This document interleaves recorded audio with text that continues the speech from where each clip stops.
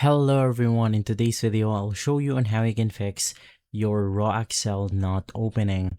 So when this happens, the first thing that you want to do is to double click on the installer, and basically from here we'll be able to install the Raw Access manually. So just press any button and it will install the drivers that's basically required in order for Raw Accel to run. Now it's also ideal to restart your computer because you have a newly installed drivers from there. Right after, let's click on the rowaccel.exe to see if it works.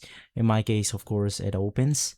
So the other thing that you could do is to right click on it, click on the run as administrator option, click on yes, and then the program should go ahead and run.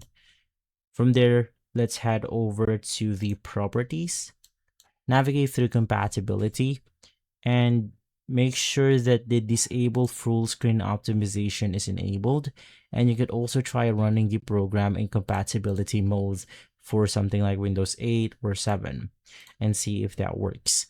If not, you want to double click on the uninstaller.exe. This will uninstall anything related with Raw Accel. Restart your computer, get a fresh copy from the official website, and from there you are good to go.